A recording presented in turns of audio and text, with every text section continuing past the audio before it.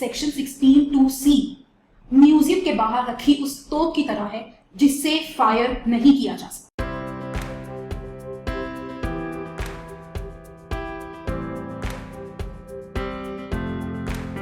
Hello everyone, मैं हूं Nidhi Gupta and welcome back to my YouTube channel. Section 16(2)(c) of CGST act को challenge करते हुए बहुत सारी हाई कोर्ट्स में रिट पिटीशंस फाइल की गई है। इन सभी रिट पिटीशंस को सुप्रीम कोर्ट में ट्रांसफर करने के लिए सरकार ने एक ट्रांसफर पिटीशन लगाई, जिसे हाल फिलहाल में सुप्रीम कोर्ट ने रिजेक्ट कर दिया है। तो अब रिस्पेक्टिव हाई कोर्ट्स ही इस प्रोविजन के चैलेंज पर अपनी अपनी जजमेंट्स देंगे। इस वीडियो में हम देखते हैं ये सेक्शन 16(2)(c) क्या कहता है। ऐसी क्या नौबत आ गई कि इतनी सारी रिट पिटीशंस इस प्रोविजन को चैलेंज करते हुए फाइल की गई। अगर आपके सप्लायर ने टैक्स नहीं दिया है तो वो टैक्स आपसे वसूल कर लिया जाएगा। इस बेसिस पर डिमांड्स रेज की जा रही है, कोर्सिव एक्शन लिए जा रहे हैं अंडर सेक्शन 16(2)(c। लेकिन डिपार्टमेंट ऐसी डिमांड्स रेज करने से पहले शायद ये भूल जाता है कि section 16(2)(c is subject to section 41 and 43A। Section 41 जो एक असेसी को प्रोविजनल बेसिस पर क्रेडिट अलाउ करता है, उसे सेक्शन 16(2)(c पर ओवरराइडिंग इफेक्ट दिया गया है।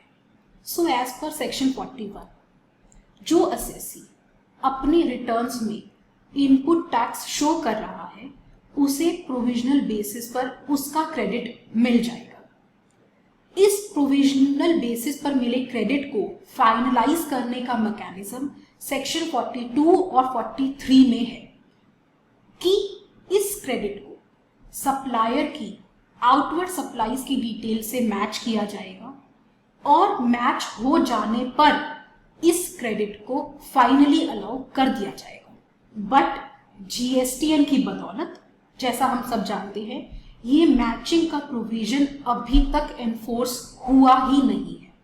इसलिए सरकार सेक्शन 43A लेकर आई कि आपको उतना ही क्रेडिट मिलेगा जितना सप्लायर ने डिक्लेयर किया है, और इस सेक्शन 43A को भी सेक्शन 16(2)(c पर ओवरराइडिंग इफेक्ट दिया गया। तो इसके अकॉर्डिंग जब सप्लायर ने डिटेल चढ़ा दी है तो सेक्शन 16(2)(c में आपके पास करने के लिए रह क्या जाता है।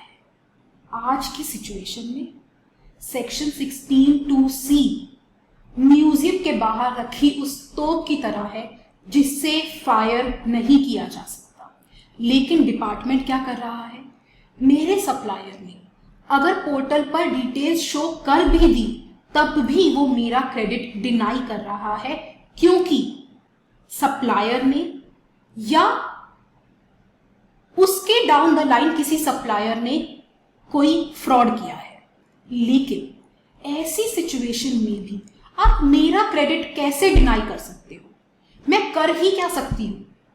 मेरे सप्लायर्स ने डिटेल शो कर दी, इससे ज्यादा मेरे पास क्या मैकेनिज्म है ये देखने का कि कौन कब कैसे फ्रॉड कर रहा है।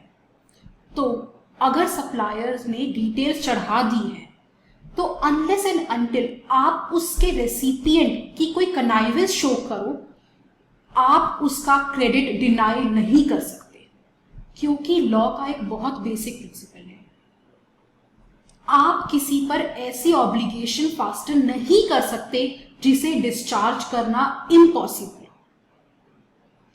एक रेसिपिएंट के लिए ये इम्पॉसिबल है कि वो देखे कि कौन कहां कैसे फ्रॉड कर रहा है। वो सिर्फ और सिर्फ ये देख सकता है कि उसके सप्लायर्स ने डिटेल्स चढ़ाई है या नहीं।